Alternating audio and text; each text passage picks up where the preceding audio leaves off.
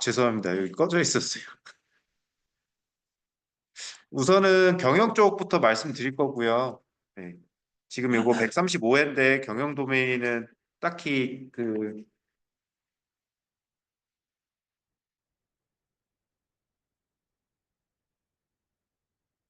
지금은 경영 도메인은 한 3개, 많아야 7개 정말 특이한 케이스로 보이고 있다는 거 좀 말씀드렸었고요. 어? 안 들리시나요? 풀었는데.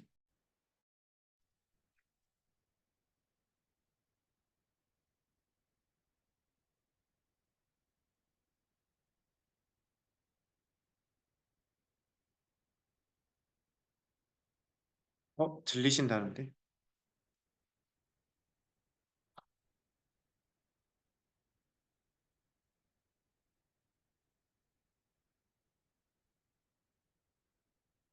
아직도 잘 안 들리실까요?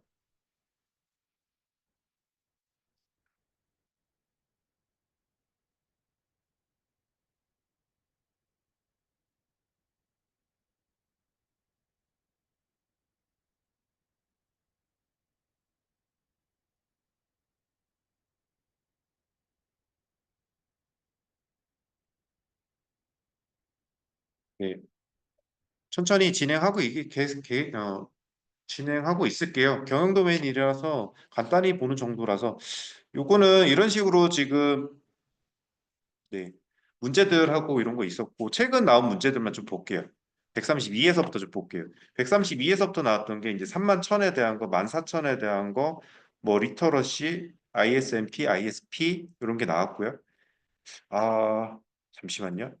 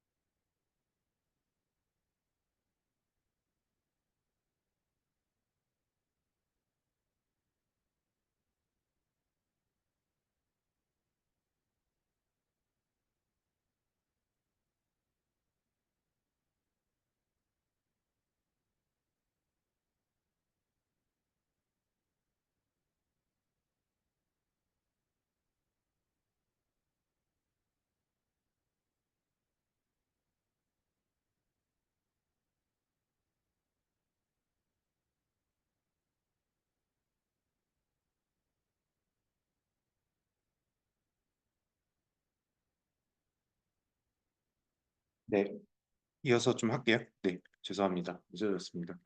그 지금 133회 같은 경우 그 안 나오던 BCP가 좀 나왔고요. 그다음에 이제 아이오스 2만 정도가 나왔는데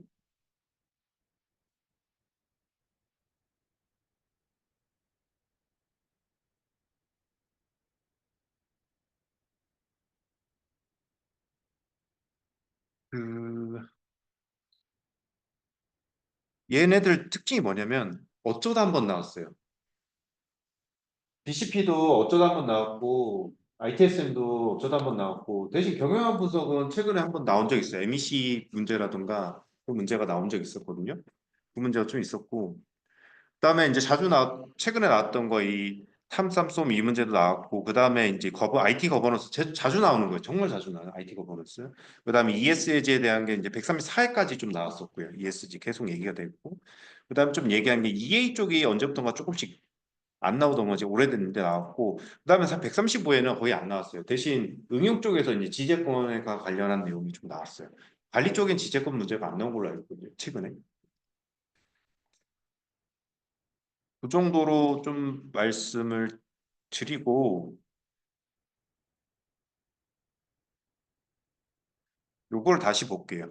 그래서 결론적으로 보니까 경영 쪽에서 나오는 건 좀 뻔하거든요. 어떻게 보면 많이 나오는 것들 굉장히 빈출은 굉장히 뻔해요. 그래서 예를 들어 이제 BSC는 약간 경영 환경 분석 쪽도 엮을 수 있는데 또 하나는 이 IT 투자 분석도 살짝 엮을 수가 있어요. 어, 이쪽도 살짝 엮을 수 있고 어쨌든 BSC랑 투자 문제 이런 것들이 최근에 좀 많이 나왔고 그다음에 얘는 정말 많이 나요. 그래서 정량적 투자 분석이라든지 그다음에 또 뭐 있죠? 정석적인 거, 그다음 투품 이유라는 지표들, ITI를 위한 그런 프레임워크라고 하죠. 그런 평가 분석에 대한 것도 나왔었고, 그다음에 얘네들은 SLA, ITSM은 정말 각각이 계속 나오고 있어요. 최근에 123회 나왔다가 130회에는 클라우드에 대한 관점의 SLA가 나왔고, 133회에서는 아까 봐주셨던 IS 2만에 대한 것들, 그다음에 ITSM에 대한 것들 그런 것도 나왔고, ESG는 126회 때부터 계속 간간히 나오고 있어요. 근데 최근 모의고사에는 ESG가 잘 되고 있진 않아요. 약간 정책적 영향도 좀 있는 것 같아요. 아무래도 미국에서 어떤 정책이라는 이런 거에서 이제 그린 환경에 대한 부분이 좀 떨어지다 보니까 한데 어쨌든 그 ESG는 최근까지 자주 나왔었고 그 다음에 마인드 쪽 얘는 129회 이후로 안 나오고 있어요. 원래는 118회 이후로 거의 이제 안 나오면 되지 않을까 이렇게 보고 있었는데 129회 한번 나오면서 다시 보게 되는 토픽. 네, 그렇게 좀 되고 있어요. 그 다음에 얘는 나올 것 같아요. 언젠가 나올 것 같아요. 이번에 안 나오면 다음 회차라도 꼭 나옵니다. 왜? 8판이 아직 안 나왔어요. 그래서 얘는 꼭 좀 보셨으면 좋겠습니다. 이런 것들이 주요 빈출로서 좀 있고 이걸 가지고서 경영 쪽 도메인에 대한 문제들을 한 번 더 같이 좀 보시면 좋을 것 같아요. 이게 이제 환경부석에서 이제 BSC 관점에서는 이 기업 경영의 전략을 구출하기 위한 성과 관리 또는 평가 관리하기 위한 기법인데 BSC뿐만이 아니라 이제 이걸 IT에 접목해서는 IT BSC로 가고 있잖아요. 그래서 우리 BSC는 재고 내역이고 뭐 IT BSC는 기사 의미 뭐 이런 거에 대해서 굉장히 다 알고는 계실 거예요. 그렇죠? 많이들 알고 계시는 거고. 근데 한 번 더 말씀드리면 BSC는 뭐랑 같이 맞물리냐면 KPI랑 같이 맞물리게 됩니다. 네. 그리고 얘는 이제 지표관에서 이제 이런 것 그 균형을 위해서 재무량, 비재무량 이런 항목들이 같이 좀 엮이게 됩니다. 그래서 만약에 BSC를 공부하시는 분들이 특히 뭐냐면 저도 그랬지만은 대본의 약밖에 생각이 안 나요. 나중에. 정말. 그래서 오히려 지금 상황에서 공부를 하실 거면 요 의미를 조금 더 같이 좀 이해하면서 같이 좀 보셨으면 좋겠어요. 왜냐면 재무적 관점인데 이거는 기업 관점이거든. 그래서 주주 만족을 위해 어떻게 해야 하나. 요 관점에 대한 생각을 좀 갖고 계셔야 돼요. 왜냐면 이것과 관련해서 주주 관점으로 가니까 재무적 관점으로 가니까 뭐가 들어가면 KPI에 매출액 같은 게 들어가는 거죠. 매출액 같은 게 들어가고 현금 흐름이라든지 영업이익률 이런 게 같이 들어갈 수밖에 없어요. 내부 프로세스 관점은 프로세스하고 서비스의 질을 높이기 위하여 어떻게 해야 하나. 어, 그래서 프로세스 관점이기 때문에 얘는 생산이라는 게 들어가요. 거기다가 사이클이라는 게 들어가고 이 생산 사이클 타임이라는 게 같이 좀 들어가요. 네. 신제품은 빨리 나오는지 생산은 빨리 되는지 그래서 생산 빨리 되고 그렇게 해서 단위 원가는 줄어들 수 있는지 이런 프로세스 관점에 하는 부분이 좀 같이 들어가고 근데 고객 관점에서는 고객에게 어떻게 보여야 되는가 충성도를 맞춰야 되거든요. 그래서 적시에 고객한테 전달할 수 있는지 고객 만족도를 높일 수 있는지 다시 한번 말씀드리면 BSC는 재고 내역밖에 나중에 절대 생각 안 나요. 그렇기 때문에 KPI를 이해해서 쓰려면은 한 번 더 봐야 돼요. 학습과 성장 관점에서는 뭐가 필요한가? 조직원 구성원인데 그러려면은 자격증 취득 건수 막 이런 게 많이 들어갈 수밖에 없어요.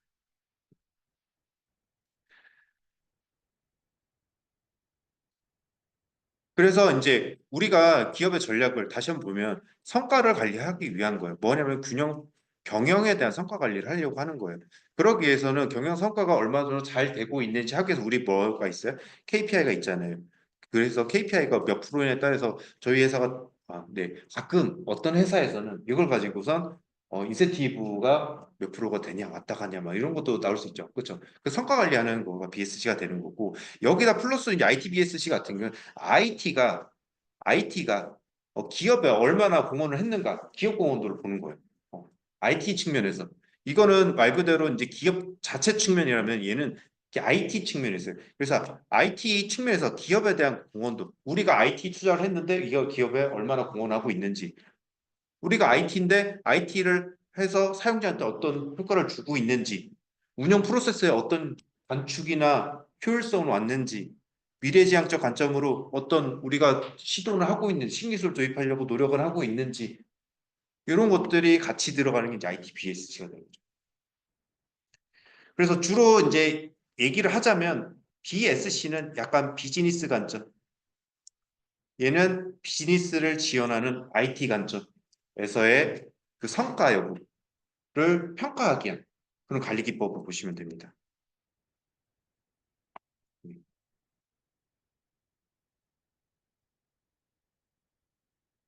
자, 그럼 여기서 아까도 말씀드렸지만 투자 평가랑 BSC가 무슨 차이가 있느냐, 무슨 효과가 있느냐, 어떤 연관관계가 있느냐 하면 그림이 보통 우리 IT 투자 쪽의 프레임워크로 이걸 보죠. 얘도 굉장히 올드한 토픽이기 때문에 다 준비되어 있어요. 프레임워크는 얘를 보는 거예요. 그러니까 문제에 프레임워크를 쓰시오라고 하면 이 그림을 그려주면 돼요. 요것과 관련한 내용을 써주면 돼요. 여기 보면은 그 내부적에서 투자를 했는데 이걸 분석하기 위해서 성과 부분에서는 BSC를 갖다 쓸 수가 있거든요. 성과 측정에서. 다시 돌아갈게요. 윗부분 더 천천히 다시 볼게요. 여기 연관이 있다.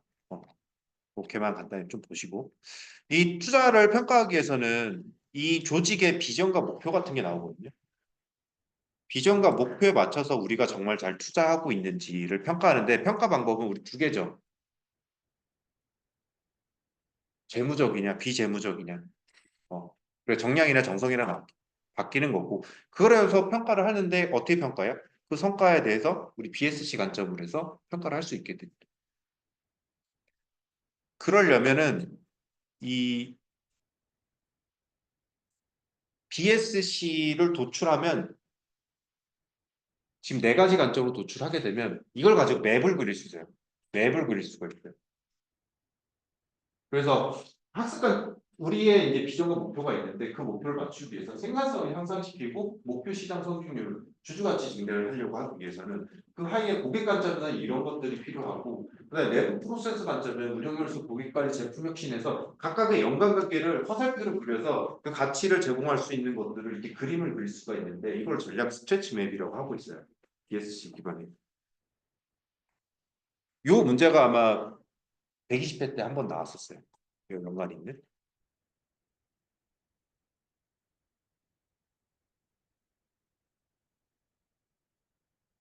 그런 게 나왔고 그런 전략 관점으로 이제 성과를 하고 나머지 이거는 실제적으로 평가가 잘 이루어졌는지 평가하는 기법들이 있어요. 그래서 정성적 전략 정량적이 있는데 예전에 정량적 같은 경우는 이것만 있었어요. MPV, IRR, PP 이 정도만 있었어요.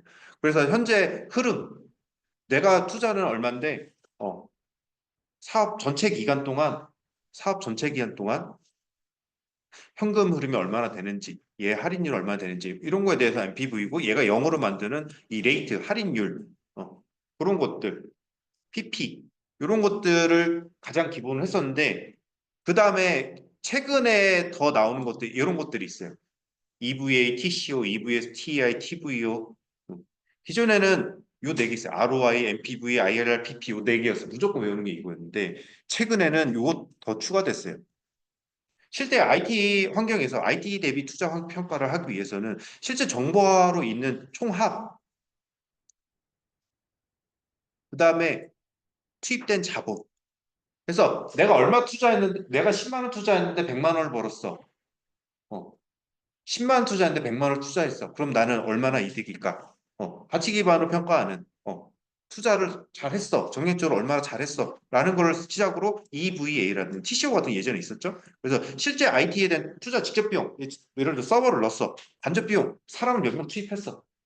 이런 것들을 이제 평가하는 것들이 TCO라든지, 우리 원천이 있는데 가치 원천이 있어. 이거의 원천을 한 네 가지 잡고 그걸 가지고 효과를 분석한다든가. 아니면은 실제 이거는 약간 임팩트라는 게 들어가면 확률 관점을 가셔야 돼요. 위험 판단할 때 우리 항상 어때요? 위험 관리가 하면 뭐예요? 위험 쪽 들어가면 위험 영향도 같은 걸 판단하죠. 확률적으로 판단하죠, 우리. 그 임팩트란 단어가 들어가요, 좀. 그런 것들은 이제 실제적으로 이게 얼마나 효과가 있는지를 위험 여부를 판단하는 거예요.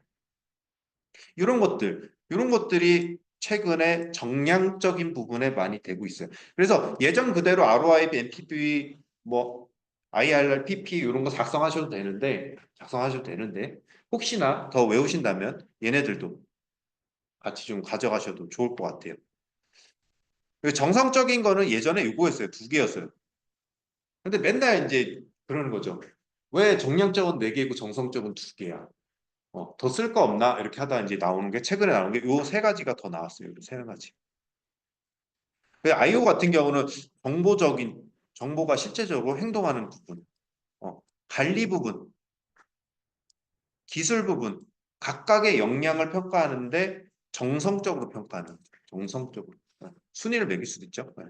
IPM 같은 포트폴리오를 가지고 하는 거, 뭐 이코노믹, 어, 요거는 이제 우선 순위를 해서 위험 평가를 같이 하는 거예요. 그러니까 IO랑 IE 하나 정도, IPM 하나 정도에다가 BCG하고 밸류체인을 같이 좀 해주시면 좋을 것 같아요. 예전에는 전에는 이제 정성적 평가 항목에 BCG랑 밸류체인밖에 못 그리니까 어떻게 했냐면 그 앞단에는 얘는 수식 다 적고 막 이렇게 했단 말이에요. 근데 얘는 적을 게 없으면 대부분 다 그림을 그렸어요. 캐시카우에서 이렇게 해서 막 사분면 해갖고 그림 그리고 밸류체인에서 이렇게 이익 해갖고 주, 부 해갖고 이렇게 그림을 그렸단 말이에요. 할 게 없어서. 근데 이제는 두 개 정도 더 넣으시면 굳이 그림까지 그릴 필요는 없을 환경이 됐어요. 네. 그 정도로 좀 이미 보셨다는 확인하에서 해주시면 되고 BCG를 하기 위해서는 이제 아무래도 이제 BCG가 아니라 BSC 전략 맵을 작성하기 위해서는 BSC 자체는 기업의 어떤 환경 분석을 하는 게 BSC니까 전략을 도출하기 위해서 그러면 뭐 해야 되냐면 환경 분석을 해야 되는데 환경 분석은 보통 뭐가 있죠? 거시 환경 분석, 사분 뭐 경제 환경 분석, 내부 환경 분석 다 있잖아요, 그렇죠? 그걸 환경 분석을 하게 되고 그걸 가지고 비전이나 전략을 도출하고 그다음에 목표를 설정하고 거기에 맞춰서 KPI랑 그 지표들을 생성할 수가 있게 되는 거죠. 그리고 전략 맵들을 만들어낼 수 있고. 요거는 이따가 그림이 있으면 같이 좀 보시면서 따로 말씀드릴게요. 그러니까 목표와 비전이 있고 그 하위에 전략들이 매칭돼서 그 다음에 연계되는 것들은 이따가 그림이 좀 있어서 그거랑 같이 좀 말씀을 드릴게요.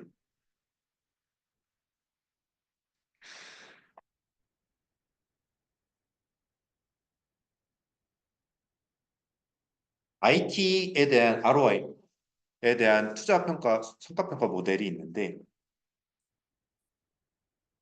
이 아까도 말씀드렸듯이 여기 있는 이 지표라든가 여기 있는 사전, 중간, 사후 평가 이런 평가 단계의 기반은 저 그림들의 기반은 우리가 흔히 보고 있는 그림들의 기반은 IT ROI예요. IT ROI 성과평가 모델인데 이걸 기반으로 우리가 흔히 보고 있는 것들이 있어요. 다시 좀 말씀드릴게요. 왜냐하면 이쪽에 그림이 정말 많아요. 정말 많은데 IT 투자 분석하면 뭐 무슨 그림을 그릴까? 답안 쓰면 무슨 그림을 그릴까? 확실하게 말씀드릴게요. 요 프로세스 이런 거 가서 그리시면 돼요. 전체 그림이 있는데 관리 지표 투품이요 그리시면 되고 여기 사전평가, 중간평가, 사후평가 이렇게 들어가는 거예요. 요 그림 그대로 가요. 그다음에 프레임워크 그리라면 요거 그리면 돼요. 절차 이거, 지표 투품이요. 요 세 개면 다 돼요. 그러면 그 배경이 뭐냐? 그러니까 헷갈리지 마시라는 거예요. IT ROI 기반으로 이런 것들이 만들어졌기 때문에 IT ROI 모델이라고 해서 다르다라고 생각하지 않으셨습니다. IT ROI에서 뭐가 됐냐? 사전평가, 중간평가, 사후평가라는 게 나왔어요. 이때부터 성과평가에서 사전, 중간, 사후평가라는 게 같이 나와버렸어요.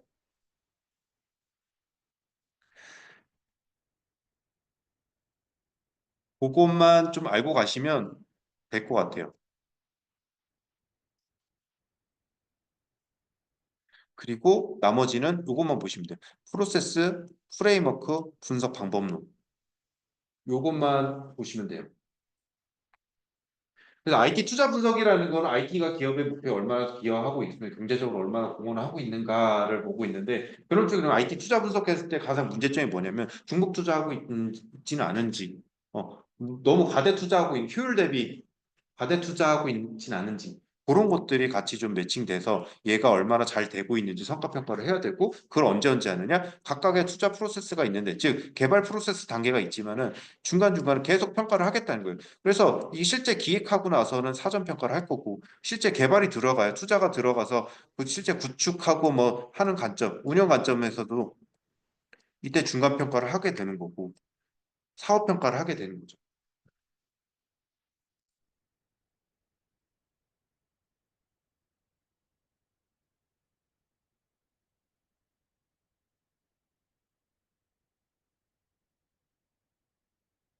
자, 그러면 하나씩 보면 IT 기획 때는 무엇을 하는가?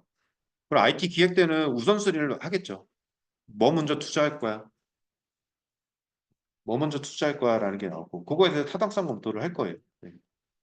그 다음에는 실제 투자를 하기 위해서는 얘가 잘 되고 있는지 중간에 점검을 하기 위해서 뭐가 필요하냐면은 KPI를 도출해야 되고 KPI를 도출하기 위해서는 성공 요인을 파악해야 돼요.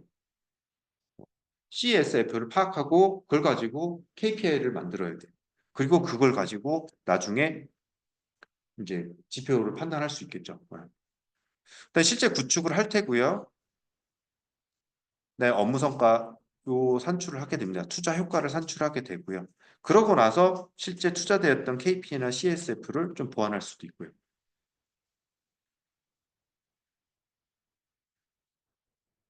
마지막에 평가하는 형태. 어.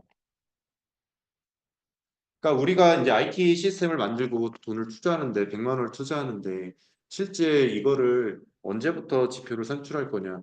예전에는 100만 원 투자하고 잘 될 거에 하면 나중에 완성되는 걸 가지고 이용률이라든지 사용률만 보고선 그게 잘 됐다 안 됐다 돈을 투자했다 회수를 잘했느냐 이걸 평가를 한다는 건데 그게 아니라 이전에 사업 시작 전부터 이걸 평가하겠다라는 게 IT 투자 분석이고 그걸 위해서는 우리가 이미 갖고 있는 이 프로세스하고 프레임워크하고 분석 반복론이 있다. 이세 개까지만 아시면 될 것 같고 실제 그러기 위해서는 프로세스는 이걸 따라가면 되고 그러기 위해서는 요 프레임워크는 이렇게 준비를 해야 되고 그래서 프레임워크 같은 경우는 가장 하위에서부터 얘기하는 게 분석 기법이 들어가고요. 분석 방법론에 대해서 기반한 분석 기법이 들어가고 가운데에 있는 성과를 측정할 수 있는 지금 BSC가 가장 기본인 BSC 나와서 CSF에서 그 KPI까지 나오는 그런 형태가 나오고 그다음에 시행을 추진할 때는 사업 준비, 수행, 완료 단계마다 각각 평가를 하겠다. 그리고 각각 평가가 나면 사전 평가, 중간 평가, 사업 평가라고 하겠다까지가 이제 프레임워크가 되는 거고 실제 이제 많이 나오는 건 이 분석 방법론이 많이 나온다. 근데 분석 방법론은 요 세 가지로 나눕니다.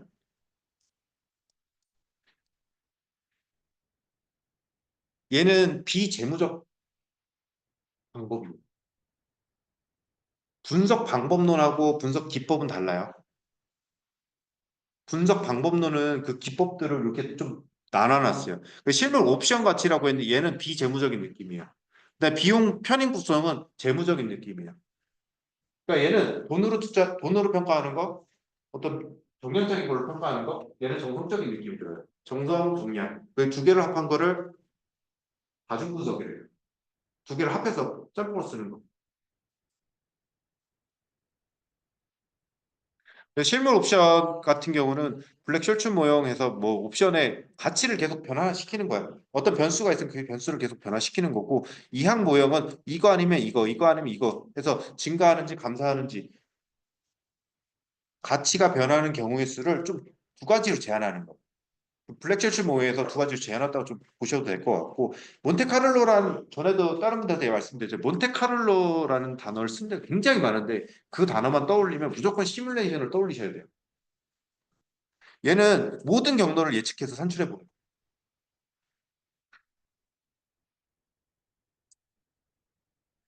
즉 투자에는 옵션들이 여러 개가 있는데 옵션들이 여러 개가 있는데 변수가 여러 개죠.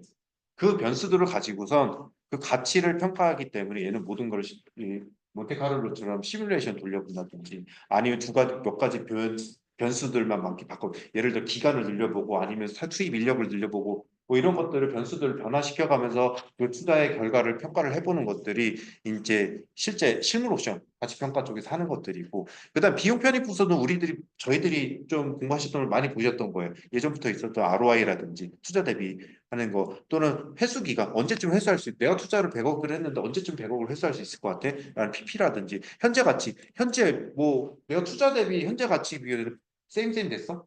똑같아? 이미 그 정도가 된 것 같아? 라는 거 그다음에 내부 수익률 이런 것들이 같이 좀 들어가고 그 두 가지 비용적 비재무적 재무적 비재무적인 거를 합쳐서 다중분석 관점에서 같이 두 개를 다 활용하는 게그 다중분석 쪽에 있어요.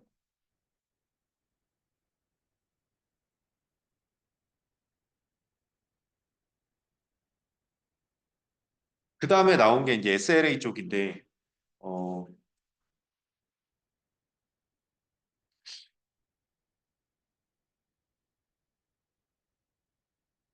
오늘도 SLA 문제를 냈죠. 그렇죠? 오늘도 SLA 문제를 냈어요.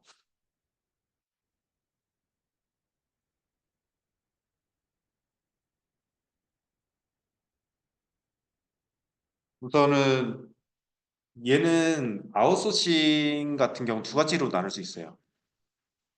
굳이 구분하자면. 근데 아웃소싱이라는 거는 말 그대로 다른 업체한테 맡기는 거죠. 일을 맡기는 거예요. 우리가 굳이 하지 않고 우리는 다른 데 가치를 업무에 집중하고 기존에 하던 업무들, 특히 IT 관리라든지 운영이라든지 어떤 개발이나 이런 거 같은 거를 소싱해서 맡기는 것. 그걸 아웃소싱이라고 얘기하는데 전부 다 맡기면 일괄적이라고 하고 있고 부분적으로 맡기면 선택적 아웃소싱이라고 굳이 구별해서 얘기를 하고 있긴 해요. 그리고 SLA는 서비스 수준인데 그 발주사하고 실제 그 수준 서비스를 제공하는 하고 요청자와 제공자 간의 서비스 수준을 어느 정도로 맞출 것인가에 대한 협약이기 때문에 SLA라고 보통을 얘기하고 SLA 기반에서 계약을 많이 하죠.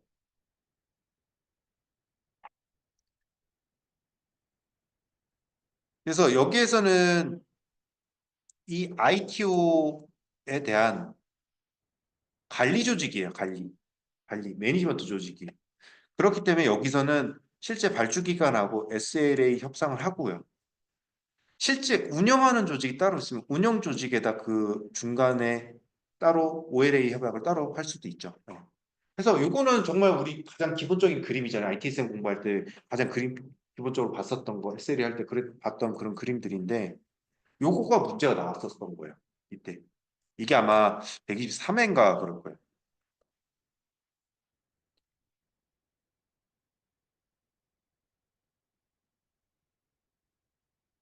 그래서 두 개를 비교하는 문제가 나왔었는데 이건 좀 보시고 어 저는 나머지는 좀 보시고 저는 이것만 좀 봤으면 좋겠어요.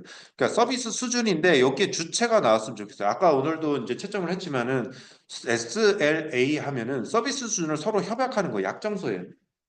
협약하고 그러면 개념에다 뭘 써야 되냐면 이 사용자 공급자라는 주체들이 누구끼리라는 게 단어가 같이 좀 나왔으면 좋겠어요. 그리고 구성 요소 아까 구성 및 절차였거든. 구성에는 기본적으로 카탈로그 기본 계약서부터 시작해서 이거를 SOW가 무조건 나와줘야 되고요. 그다음에 여기 많이 나오는 게 SL로 시작하는 관리 지표. 예를 들어 SR 처리율. 뭐 예를 들어 뭐 거기에 대한 몇 프로를 할 거야? 90% 이상. 기간 내, 한 달 이내, 예를 들어. 한 달 이내 처리율, 적기 처리율 뭐 이런 거 있잖아요. 그 다음에 SLM은 이거를 측정하는 방식이에요. 이걸 어떻게 측정할까요? 한 달 단위면 30일 단위로 할 거야, 20일 단위로 할 거야 하는 측정 방식이 되는 거고, R 같은 경우는 레포트가 되겠죠.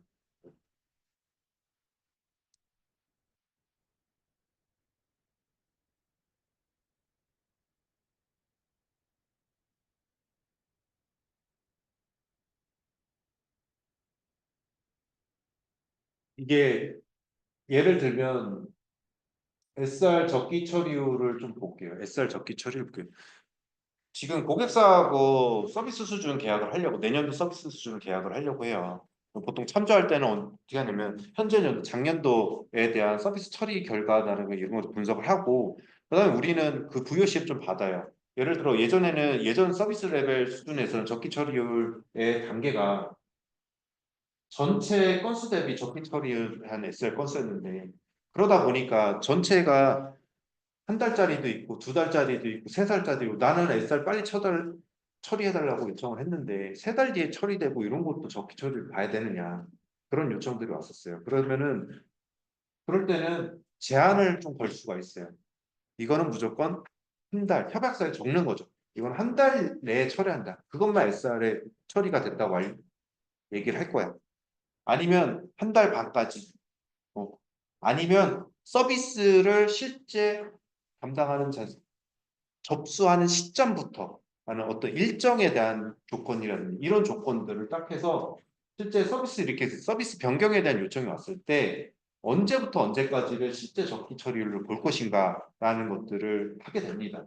그때 처리하는 그 기준들, 측정 방법, 언제부터 언제까지, 아니면은 한 달 내, 아니면은 실제 서비스 리퀘스트를 담당하는 사람, 단순하게 접수 시간 말고 그거를 담당자가 일선에서 조치하는 그 조치자가 접수해서 처리하는 시점, 그 시점부터 할 건지에 대한 것들이 이제 어떻게 측정할지에 대한 것들이 되는 거고, 그다음에 이거를 90%로 할 거야, 100%로 할 거야라는 게 SLO가 되죠. 목표값. 그래서 이 목표값을 주기별로 월별로 보고를 합니다. SLA 보고를 해요. 어, 이번 달에는 이랬어. 저번 달에 뭐랬어. 이걸 누적으로 월 단위 누적으로 계속 보여줘요. 언제까지? 이 계약이 끝날 때까지. 그래서 3월 달에는 뭐 90%였어. 그럼 그거에 대해서 계속 보고받고 피드백 받고 이번에는 적기 처리율이 좀 낮네요. 이거 왜 그러죠? 하고 분석도 하고. 그 다음에 나중에 1년이 지나고 하면 뭐래요? SLA에 저장돼 있던 여기는 지금 안 나와 있는데 여기 문제 있는 우리 인센티브 같은 걸 해요. 페널티 같은 걸 줘요. 우리가 정한 서비스 수준에 대해서 만족해? 그럼 우리가 그 만족 이상을 넘어가면 보상을 해줄 거야. 근데 우리가 정한 서비스 수준이 있는데 우리 예를 들어서 SLO를 90% 잡았어. 적기 처리율을 90% 잡았어. 근데 이 적기 처리율을 달성하지 못할 경우는 페널티를 줄 거야. 라는 것들을 어디다가 SLA에다 다 적는 거죠. 그렇기 때문에 다시 좀 말씀드리면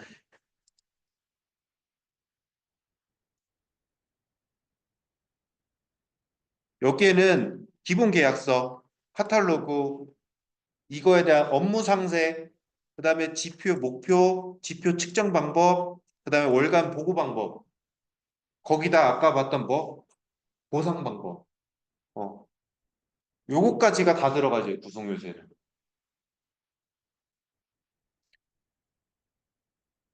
그다음에 SL의 주요 지표로는 이런 게 있죠. 서비스 가동률, 장애 발생률, 오류 건수, 네트워크 가동률, 장애 건수 이런 것들이 같이 좀 들어갈 수가 있어요. 네. 클라우드 SLA는 좀 넘어가고요. 그래서 SLA는 정말 자주 나와요. 정말 자주 나오니까 그 구성 요소 정도는 꼭 좀 알고 계셨으면 좋겠어요. 그다음에 ESG는 조금은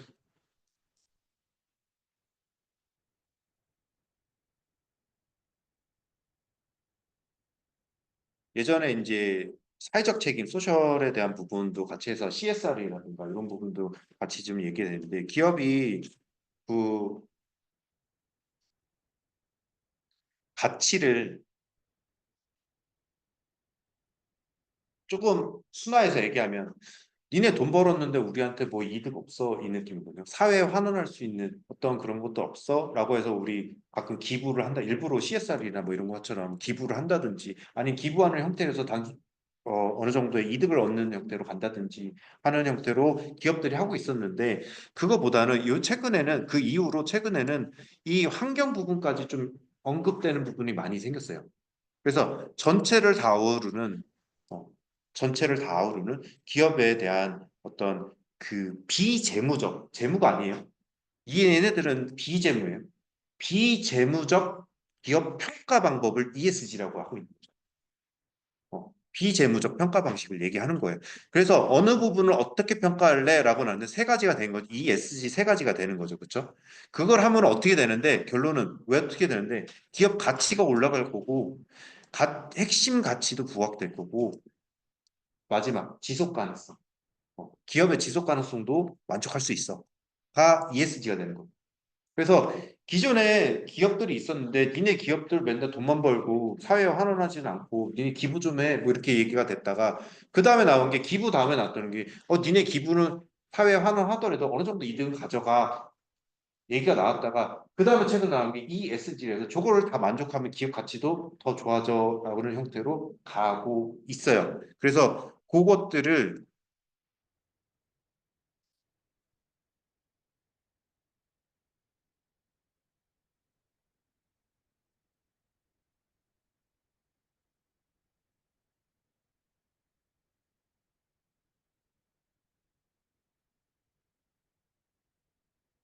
그래서 예전부터 나왔던 게 CSR은 말 그대로 공헌이에요.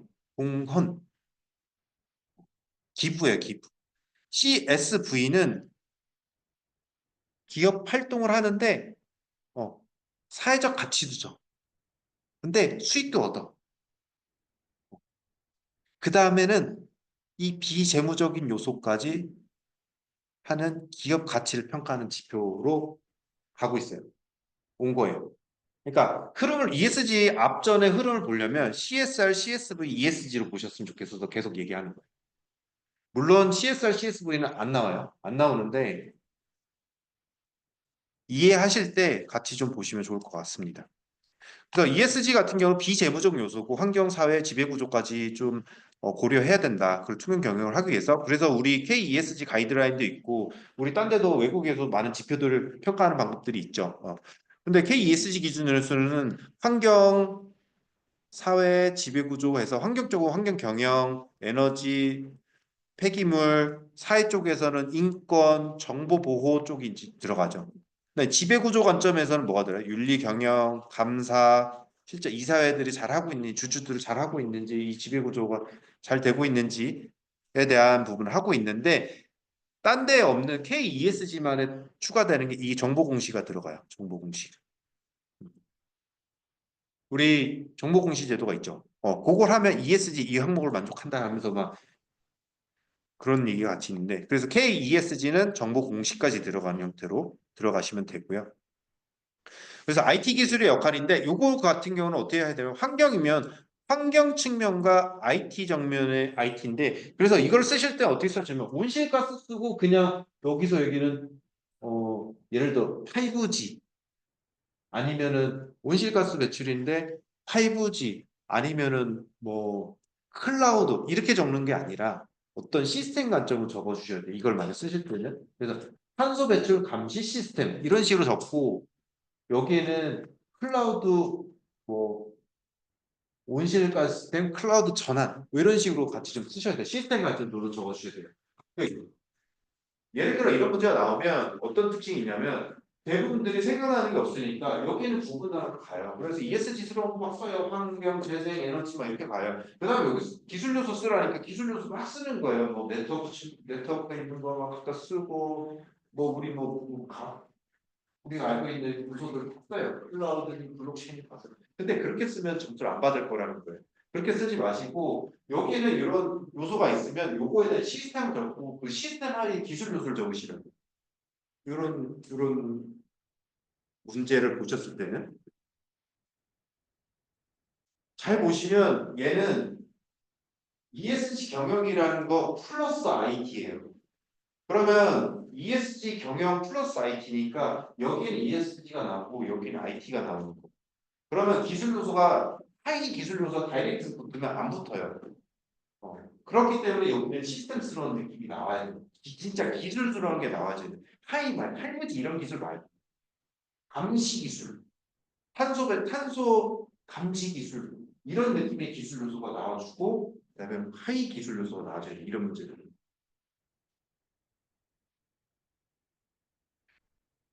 사회적인 측면도 그렇고요. 그래서 저런 거는 그렇게 쓰는 문제고요. 그래서 ESG 여기도 비전 목표 전략 있죠. 비전 목표 전략. 비전 목표 전략에 나요. 자, 그러면 저 비전과 목표는 어떻게 나오죠? 비전과 목표는 어떻게 나오죠? 앞전에 우리 ISP 보면은 어떻게 되죠? 환경 분석을 먼저 하죠. 그리고 갭 분석도 같이 하죠. 그래서 외부 환경이랑 벤치마킹을 해서 갭 분석을 해서 우리가 앞으로 그 다음에 또는 수앗이라든가 그런 것처럼 그 분석을 하고 기업을 분석하고 내부를 분석하고 그걸 가지고서 비전과 목표를 세우는 거거든요. 그러고 나서 이제 각각 아까 BSC 한 것처럼 전략적 과제들이요. 전략이 나오면 뭐가 붙어요? 그 하위에 상세 과제들이 붙어요. 전략이 밑에 전략들 밑에 상세 과제들이 이렇게 붙는 거예요. 이렇게.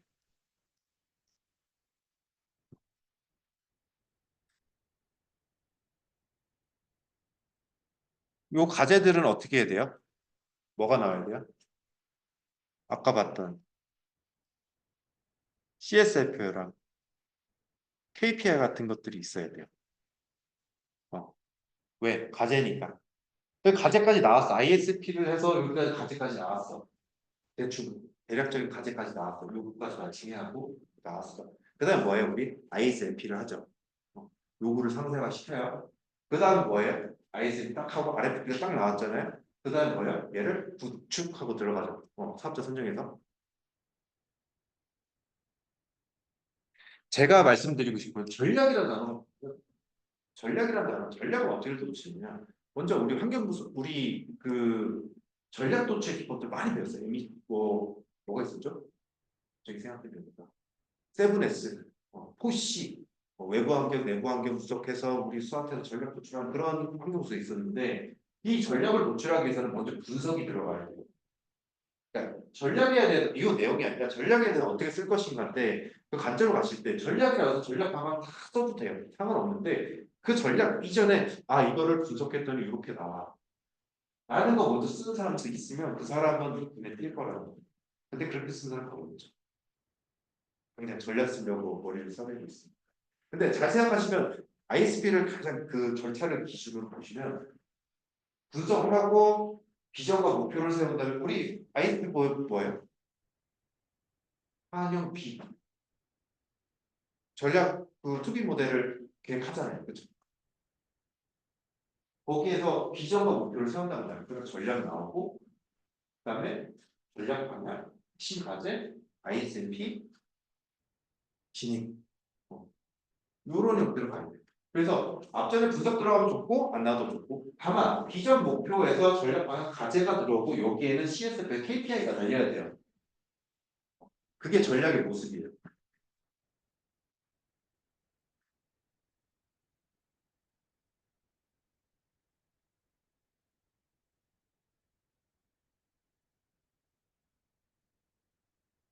그러니까 마이닝 부분이 있는데 마이닝은 조금 넘어갈게요. 많이들 아시고 통계 쪽하고 같이 보시면 되니까.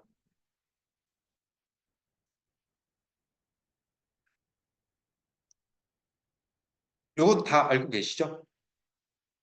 많이들 정형, 비정형을 해서 나뉘는 것부터 해서 있으니까 네. 그렇게 좀 봐주시고 여기 나왔네요. 요 그림을 보시면 똑같아요. 비전이 있고요. 비즈니스 오브젝트들이 있어요. 전략 과제들이 있어요. 거기에는 크리티컬 팩터들을 찾아내야 돼요. 어, 그걸 가지고 실제 상세 과제들을 전략을 도출하고 과제들을 만들어내야 돼요. 근데 예전에는 비즈니스 플러스 리엔젤에서 근본적 재설계 뭐 이렇게 얘기를 하지만 어쨌든 얘는 프로세스 관점, 비즈니스 프로세스 관점에서 요거를 도출했던 거거든요. 근데 최근에는 요거를 포괄적으로 전략하고 기술까지 연계돼서 요거를 전략까지를 또는 앞으로 나아갈 청사진을 그리는 ISP 단계를 이렇게 가고 있죠. 그러니까 즉 예전에는 BPR을 IT를 조금 배제하고 실제 비즈니스 프로세스 관점으로 접근했다면 개념적으로 수학적으로 예정도 다르니까. 근데 최근에는 IT가 점점 중요하잖아요. 정말 중요하잖아요. 그다음부터 어떻게 되면 이 ISP 요 전략하고 IT하고 같이 가는 형태의 어떤 청사진을 그리는 형태가 가고 있어요. 그래서 약간 이제 BPR의 단어 요즘 잘 안 쓰죠.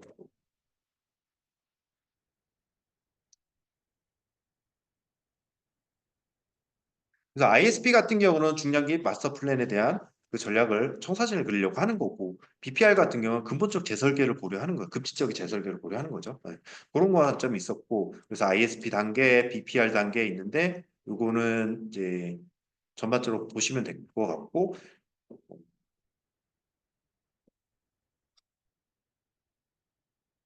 네. 여기까지 하고 잠시 쉬었다가 ISP는 중요하니까 우리 잠시 쉬었다가 3시 10분부터 진행하도록 하겠습니다.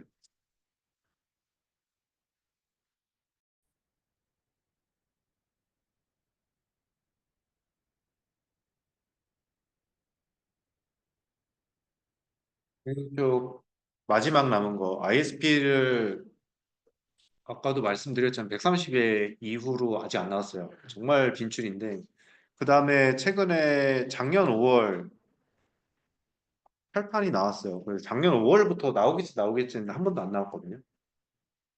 그래서 한 번 더 좀 정리를 해주셨으면 좋겠습니다. 네. 먼저 이제 ISMP 수리 공통 가이드인데 예전에는 ISP 가이드만 있었죠. 그러고 나서 ISMP도 의무화했으면 좋겠다. 왜 이제 소프트 진입법 개정되면서 굉장히 다각적으로 얘기가 됐지만 요구사항 불명확에 대한 이슈들이 정말 많았어요. 그래서 요구사항을 상세화하는 게 이제 RFP 마련이고 RFP 마련을 하는 게 ISMP잖아요. 그렇죠? 그러면서 ISP 자체도 좀 의무화할 수 있도록 하기 위해서 가이드가 같이 나왔어요. 그래서 공통 가이드가 돼버렸어요, 원래. 그래서 ISP, ISMP 공통 가이드라는 이름으로부터 계속 나오기 시작했고 이게 아마 6판인가 언제부터 계속 이렇게 나오기 시작했어요. 그 다음에 최근에 이제 좀 바뀌었는데 최근에 바뀐 이유 추가된 게 뭐냐면 디플정이 나왔어요. 디지털 플랫폼 정보가 있어 문제가 또 나왔었죠. 디지털 플랫폼 정보 기본 원칙 적용 우선 검토라고 해서 그다음 클라우드랑 뭐 국민 중심 이런 관점으로 나왔었는데 8판서부터는 이게 조금 더 상세화됐어요. 이전에 클라우드 우선하고 국민 중심에서 조금 더 상세화해서 클라우드 기술 같은 경우는 이제는 예전에는 이제 공공에 대한 클라우드 전환에 대해서 클라우드 전환 이렇게 했지만은 최근에는 네이티브 전환 이렇게 하고 있어요. 클라우드 네이티브 전환 이렇게 얘기가 돼 있고 좀 예전에는 바로 전환한다 그러다가 이제 돈이 부족한 건지 예산이 부족한 건지 모르겠지만 최근에 단계적 전환하면서 클라우드 네이티브 전환으로 얘기가 되어지고 있고요.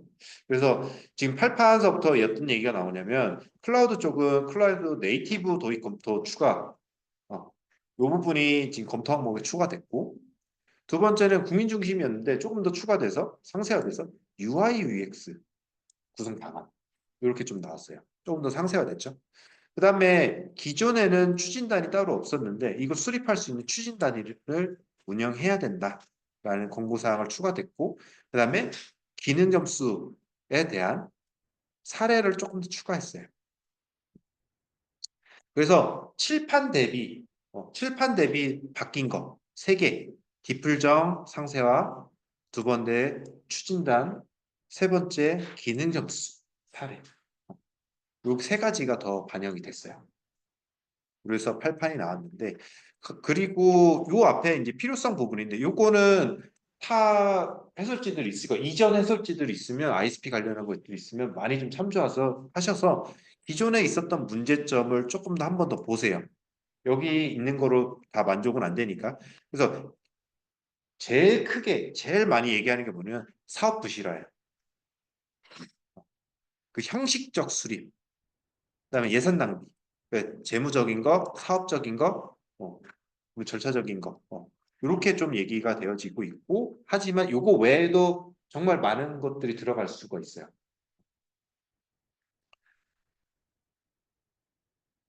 그래서 이런 팔판이 나왔는데 요게 여기서만 팔판인 거지, 요것만 팔판만 딱 지워도 돼요.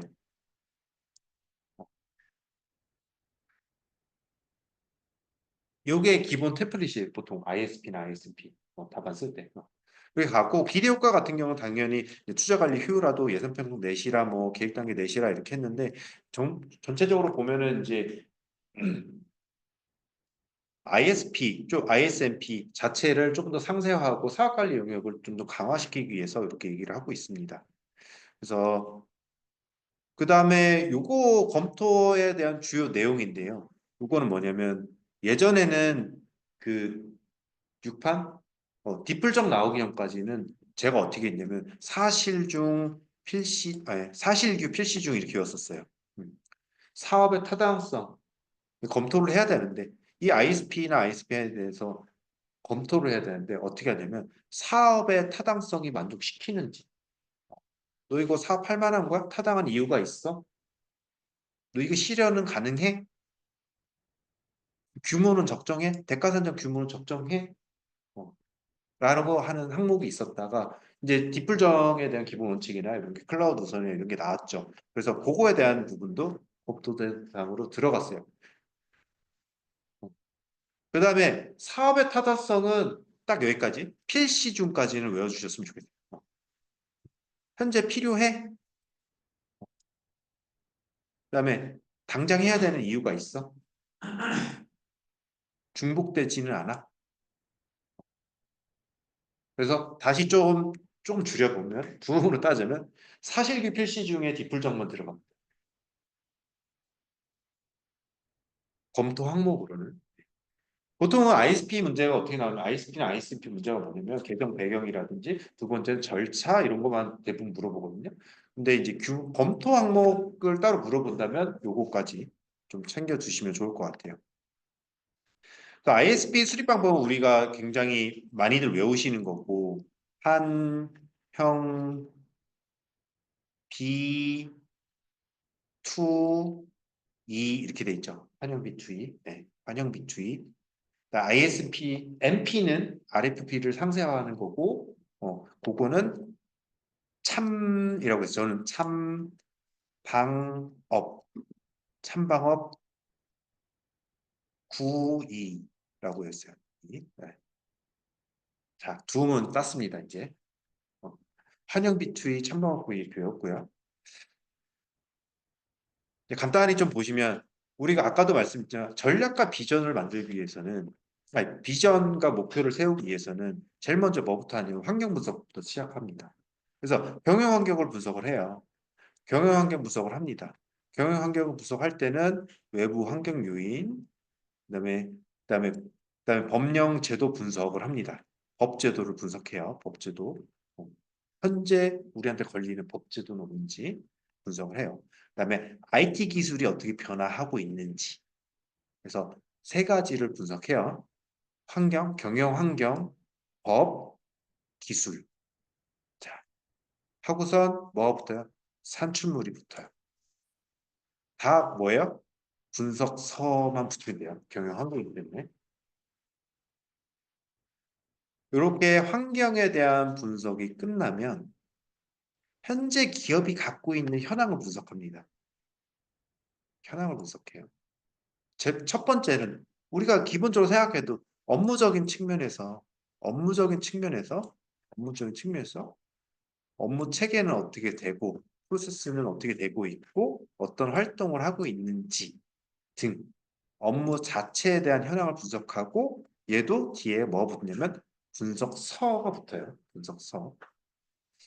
그 다음에는 현재 IT 기술이 어떻게 되어 있는지 붙여요. IT 기술이. 그래서 현재 시스템은 어떻게 돼 있고 데이터는 어떻게 돼 있고 인프라는 어떻게 돼 있고 IT 거버넌스 측면에서는 어떻게 돼 있다 하고 있고 분석서를 붙입니다. 굉장히 좀 천천히 좀 할게요. 이거는 자세히 본인들이 정리 한번 하지 않는 이상 ISB는 잘 안 써져요. 네. 그 다음에 뭐가 붙냐면 벤치마킹이 붙어요. 이미 진행됐던 과제가 있는지, 외부에서 선진 사례가 있는지를 분석합니다. 걔는 뭐예요? 선진 사례 동향 파악서 또는 분석서 이렇게 가면 돼요. 분석서. 그 다음에 차이를 분석합니다. 갭 분석을 해요. 갭 분석. 그래서 현재 우리의 업무 현황과 외부의 벤치마킹한 것과의 갭 분석을 하기 시작해요. 차이 분석을 해요. 그래서 그 차이점을 가지고선 우리는 어떤 부분이 이슈고 어떤 부분이 좀 개선돼야 되고 하는 것들을 도출하기 시작합니다. 그래서 요구사항 및 개선 과제에 대한 분석서가 도출되는 거죠. 네.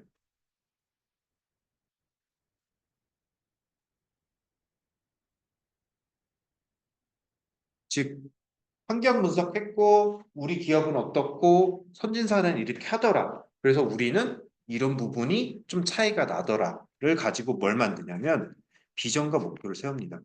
뭐를 전략을 수립합니다. 비전과 전략에 대한 수립을 하게 돼요. 어, 정보와 비전에 대한 거. 그래서 정보와 전략에는 정의서가 나와요. 그래서 이 결과를 바탕에 해서 비전과 목표를 어떻게 할지, 전략을 어떻게 해야 될지를 수립을 합니다. 예를 들어 딥불전 같은 경우 민간 클라우드 네이티브 뭐 이런 것들을 가지고 했던 사례가 있으면 우리도 그쪽으로 가야 되겠다. 이걸 하면 좋다더라. 이런 것들을 가지고 정보와 전략 정의서를 세우고요. 자, 그러면 앞으로 우리가 어떻게 하면 좋을지 비전과 목표가 있으면 앞으로 실제 청사진을 전략을 조금 더 상세화 시켜야 돼요.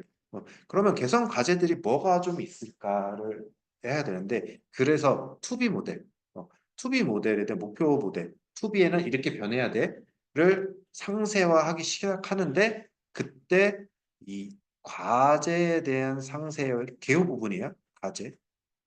이런 과제들을 상세화 시키고요.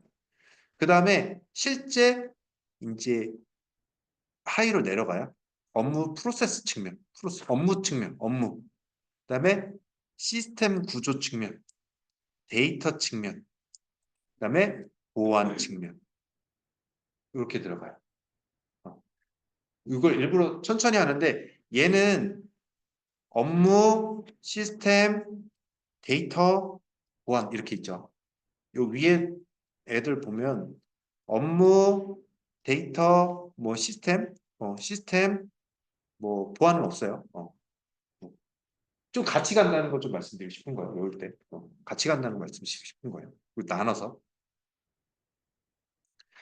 그러면 이거를 좀 설계를 상세화했으면 앞으로는 그러면 이거를 어떻게 이행하면 좋을지에 대한 마지막 이행 계획을 수립합니다.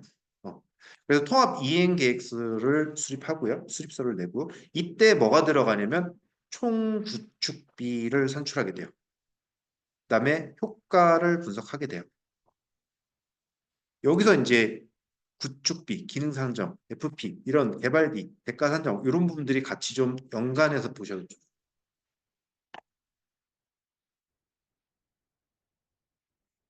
자, 여기까지는 설명드렸어요.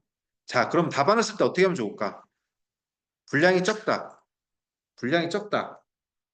그러면 보통은 어떻게 쓰라고 하냐면 음, 요 내용 안 쓰라고 해요.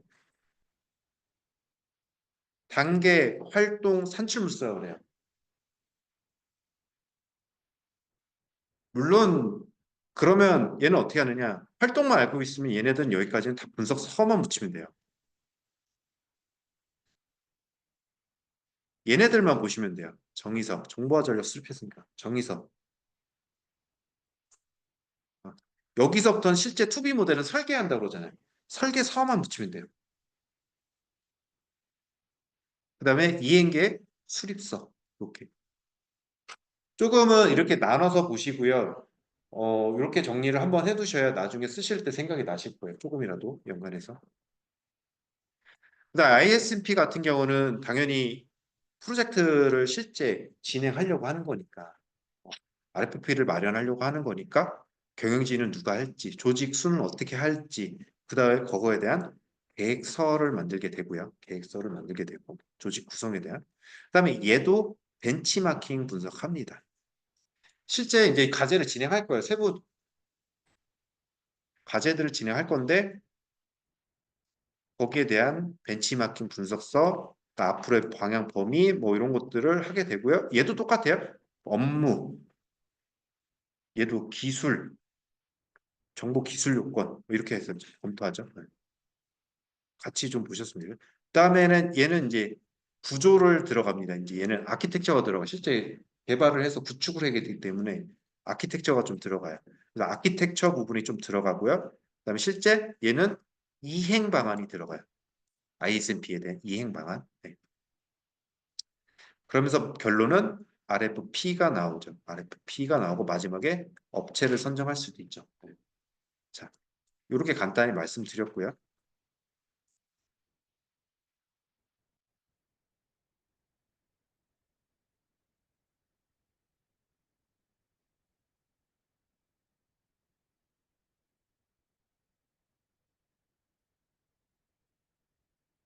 예시가 없어서 이걸로 예시를 보면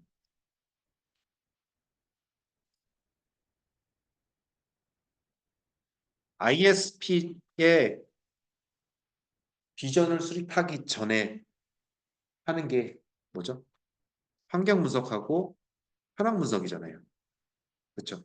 환경 분석하고 현황 분석하고 요거를 만들어요. 요거를 도출해요. 그렇죠? 전략을 도출했어요. 그걸 상세화 시켰을 거예요. ISP가 끝났어요. 그럼 뭐가 나와요? 과제들이 나옵니다.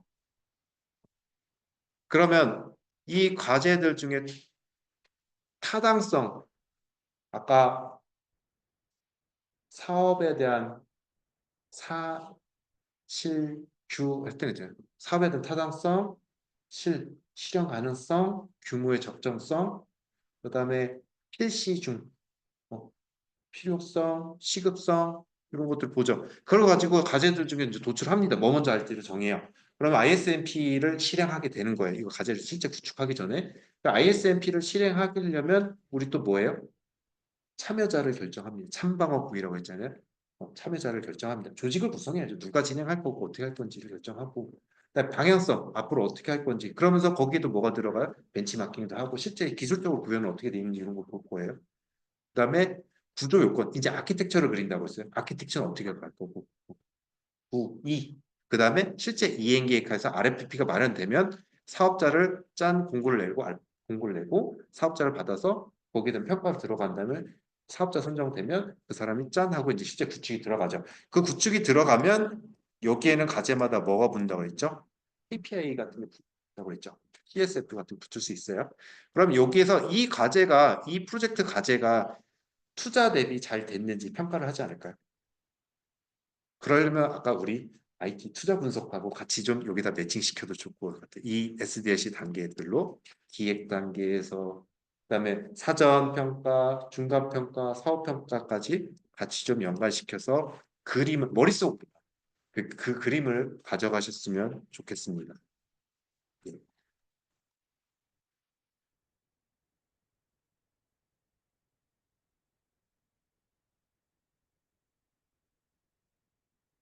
해주시고 그다음에 네,